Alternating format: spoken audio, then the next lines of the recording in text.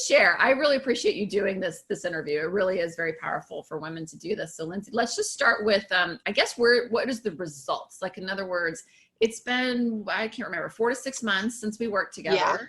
But what are about some 6 of the months, results that you're seeing where you're no longer, struggling for success, but actually like enjoying it? Yeah. So I'd say the biggest, well, there's two really big changes for me. One is, I tell people all the time, this totally changed my marriage. Like head to tails, totally changed it. I was in a place where I honestly thought my marriage was falling apart because I felt like I wasn't holding up my end of the bargain of being this successful go-getter, because I didn't feel like I was doing my job well enough. And so I felt like I was just putting so much energy into work to try to make that better. I felt like I'm failing there. And then because I was working so much, I'm failing at being a mom. And so why would this person want to be married to me anymore? Yeah. And it was a really bad time. Like I honestly, maybe the week or two before I talked to you guys, I had told one of my friends, I think we might be heading towards a divorce, because why would he want to be married to me? And it was really hard, obviously, to go through everything, but we ended up having a really good conversation about 2/3 of the way through the program. And, it finally opened my eyes to what unconditional love really is, because Ryan said to me, I would never leave you if you lost your job. I would never leave you for having to, work all the time. I would never leave you if you never worked again. Like you need to do what brings you happiness and makes you feel fulfilled, and not worried, and never worry about me leaving. Like I would never do that. And it was just like, that was such a weight off my shoulders, and realizing that like there weren't parameters to staying married. And that it was okay to be vulnerable and to struggle and to, be not loving the situation I was in at work, and talk to Ryan about that, and like have his support no matter what, and it was just that by far has been one of the most phenomenal changes that, like, I tell all my girlfriends in the neighborhood, I'm like, it changed my marriage. It changed my marriage. I know it's a career program, but it changed my marriage. So, so that was definitely, that's been a huge. Well, it changed your identity though. I mean, that's the whole point, right? All of us striving, high functioning, successful women. It's like, I have to succeed at work. I have to succeed at work. This is who I am. I mean, I'm this amazing, successful woman. And when we're not feeling successful in our work, or we're not getting the result, it is funny. I was going to do a broadcast on that later this week, but it's like a waterfall effect, right? Like this isn't working. So now this isn't working. And now this isn't working. And now this isn't working. And it's just like, so basically you were saying that there was two big shifts. And one of them was the profound shift in your marriage. Right. And so that's incredible, because I think what was shifting was your identity of what success looked like, and who you were in that process. But I'm curious, like, what was the other shift change? So the other shift was actually in my career. So I was in a job that I knew from the get-go wasn't quite the right fit for me. It just didn't necessarily play to my strengths, but I had taken it specifically to work on building my sales skills. Right. It's a sales job, and I knew this is an area I need to work on. So I took the job to do that. Unfortunately, it just made me dive deep down into the, working harder and not smarter. And so I realized maybe this wasn't the right fit for me. And through the program, did the whole, looking at Career 2.0, looking at the current situation. Is this even the right organization for me? And what I realized was it was a double not fit. So not the right job, not the right company. And so I started to think about, not only what do I want my career to look like, but what do I bring to the table?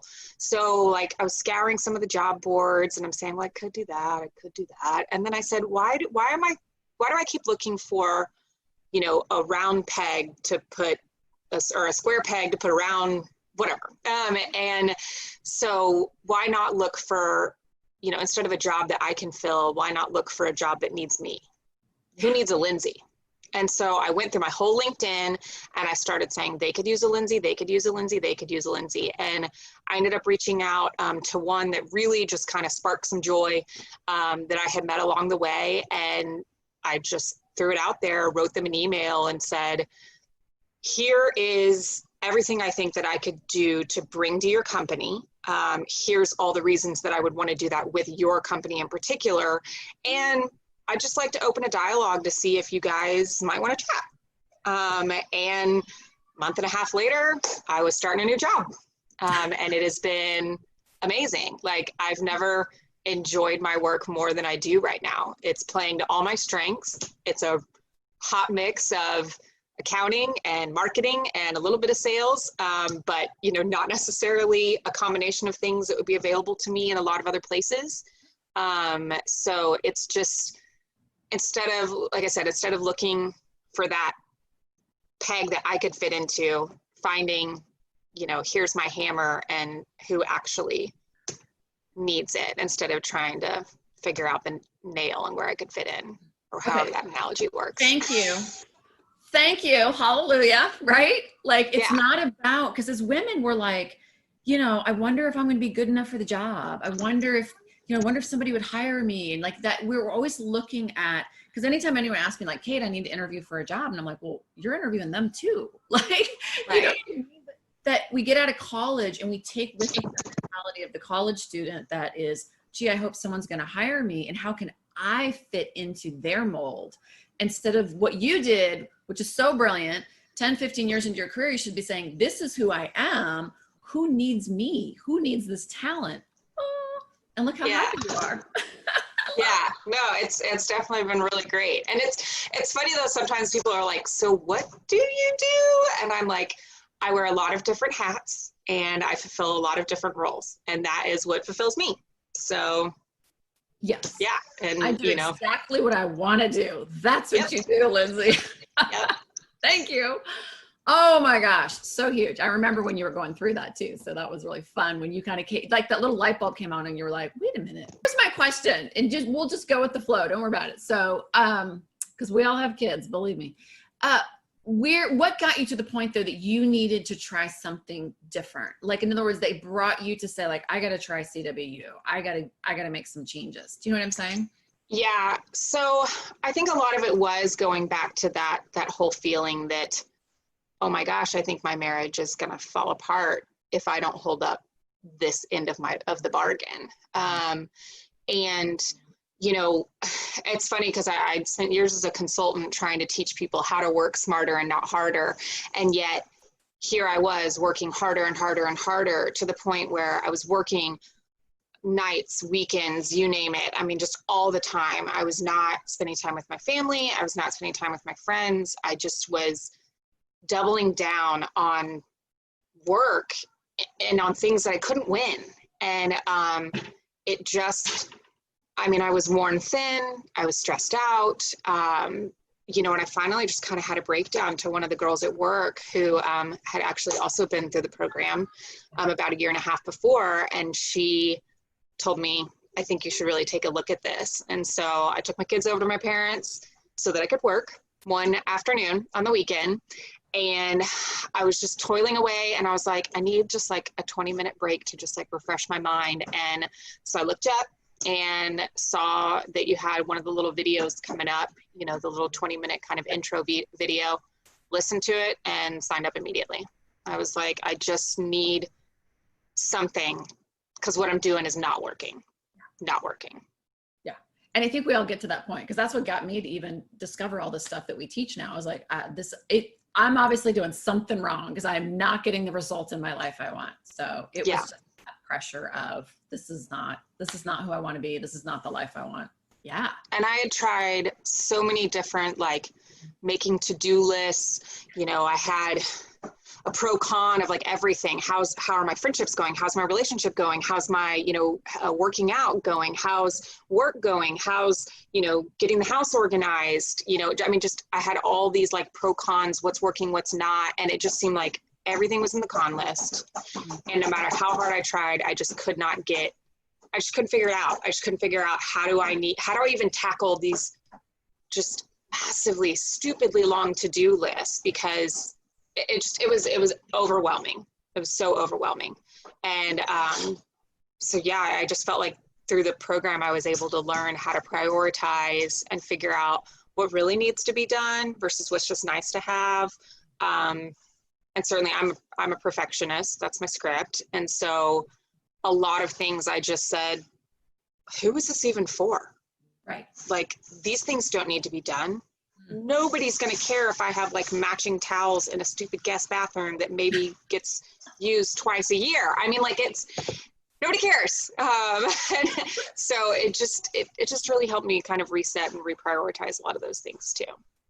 That's so amazing. Well, that's why I think that holistic piece is so important. So was there anything, okay, so you found out about us through a friend, right? Because you were referred in by Lana. And then you signed right up. I love that. So was there anything that we asked you to do that you were like, this is wacky? Because again, like some people are like, are you a career program? Are you a holistic program? You know, all this kind of stuff. And it really is much bigger than I think what most people expect when you come into it. So is there anything that surprised you or took you off guard that you thought of, that you experienced? Yeah, I mean, there were certainly, like, I've looked into some coaching stuff and done a little bit of coaching on the career side before. So some of that with different personality types and kind of the script definition wasn't so new, but I do remember just even, I don't know, the sharing with the group and having, you know, the conversations as a kind of a team, that was new and a little different and a little scary the very first time. But I found that to be really helpful each week, just to have not just one person to bounce ideas off of, but like up until that point, I'd always been saying to my husband, like, I just want to meet a woman who's like me, who has, you know, and I would come up with this little list of, I need this person to have 2 kids and both parents to work full time, and she's the breadwinner and this and this and this. And like, I was just like, I just can't relate to anyone. And then I found my people. I found my people in this. And so it was so relieving to just feel understood. And even though it was a little bit scary to say, you know, hi, my name's Lindsey. I'm a workaholic, basically. And, you know, even though they don't make you do that, they don't actually make you do that. But no, but, you know, just having that community, I think was, I don't know if I quite answered your question, but. No, I think that's a good one. Because I think as high achieving women, we are on our own a lot. You know, we can't relate to others, or we don't allow ourselves to, because we always have to be, you know, on. And I think it is really refreshing to sit around with a group of women and not just talk about work and all the things we're achieving, but to talk about the problems, the real challenges, the challenges in our marriage, the challenges in mothering, the challenges in being wired this way, and to have other people go, oh yeah, me too. And you're like, oh, really? That's not shocking to you? Or you're not trying to talk me off the ledge or telling me there's something wrong with me? No, we're all that way. Yeah. Yeah. Which is super cool. That's awesome. All right. So what, I was going to ask you, I'm looking at my notes here. So what happened right away? Was there anything that happened right away? Because I remember when you came in to work with us, like you were still in that, I call it the apples and oranges. You know, you were an apple working with oranges, but you were still trying to figure out how to be an orange. Do you know what I'm saying? Yeah. So was there anything right away that immediately gave you some relief? Like, did you start working a little bit less, or did you find yourself just not as, I don't know, irritable at home, or any like immediate result that was really helpful to you? Yeah. So one thing I did was I immediately stopped, working at home. I immediately stopped working evenings and weekends. I just stopped. And not gonna lie, I mostly filled my time with doing the program. So I was still kind of tied up, but I was feeling like I was getting more value out of the program than I was, you know, spending my nights and weekends doubling down on a job that I wasn't doing very well. And what else? I mean, I think it was like in maybe week 2 or 3 when I finally had that conversation with my husband, and that was definitely a pretty quick thing. Yeah. So, I love that. I love that. Okay, cool. Any other ancillary results? I mean, my gosh, Lindsey, your marriage and your career has changed drastically, but what about the kiddos? You know, I mean, we've got one crawling around your feet right now, right? Like, are you finding that you're like more patient as a mom, or that you have more just downtime, or like, what's your life experience like now, I guess? Well, now it's more about finding those little moments to share with them instead of being stressed out that I don't have enough of them. And so, like, you know, we've done, I think I mentioned in the call last week, like climbing into the back seat with them and just riding in between the two of them.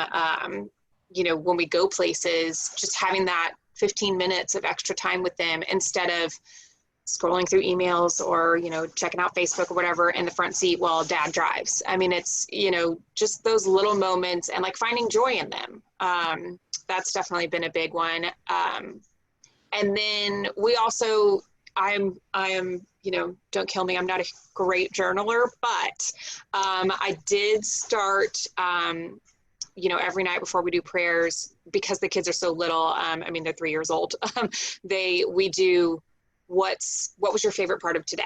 And so all four of us go around and we say what our favorite part of today was. And then what I've taken is trying to hear what my kids are saying and then, you know, provide them encouragement for the uniqueness they brought to the table that made that a favorite event. So, you know, when they say, oh, my favorite thing today was playing with all the Play-Doh. And I say, yes, you were so creative, you know, and imaginative in the way that you were playing. And I loved what you created, you know, blah, blah, blah. And so then I'll do it for myself too, you know, for my favorite thing and why that was my favorite thing and what I did to help make that my favorite thing. Yeah. But that way it's just, I don't know, I'm trying to instill in them self-esteem in a way that wasn't maybe necessarily instilled.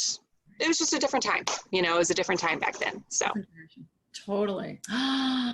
I love that. I love that. Well, two things there that I want to highlight, like just the simple thing of sitting in between your kids, like that's smelling the roses. Cause I remember, you know, 15, 20, well, longer than that, 20 years ago, going through some development programs for, you know, career development programs for my office. And they're saying, Kate, you need to learn how to like smell the roses. And I'm like, what roses? Who has time for roses? I got work to do. But, you know, just being intentional about, I have a connection need with my kids. Mm-hmm. I could look at my phone in the front seat or I could sit back here, but now, you know, I have a need for connection, and it kind of triggers you to actually choose well for yourself throughout your life is what I'm hearing. Yeah. That's amazing. Yeah. Yeah. And you get to mom a little bit differently and have some more, you know, you've got that insight now to human behavior and what we need to grow into adults of well-being instead of adults who are workaholics. Yeah. That's awesome. So good. Okay. Any wrapping up, cause I want to let you go. Anything that you would wrap up? Like there's another woman out here who's like, holy smokes, this sounds like me. Like any advice or anything you would share to someone else who's just, you know, on that precipice and not knowing which way to turn? Yeah. I would say probably for most of us that have gone through this, we're all very smart women. We're all very critical, you know, heavy critical thinkers. We have probably looked at this 8 different ways to Sunday to try and figure out how to fix it. By far, I think this was the most comprehensive program that made me realize, one, there is no fixing it.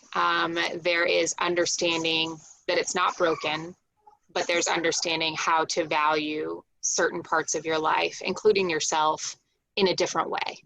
And so the light that this brought to that, instead of seeing that I have a problem that needs to be fixed, was definitely a fundamental shift that I just think is priceless. Thank you so much for that. That's beautiful. Thank you so much. Lindsey, thank you. Yes, you're best. You're an amazing client. I really appreciate you sharing your story. And I'm so happy where you're at. You know, you're in such a beautiful place. It's like, yes, the good life.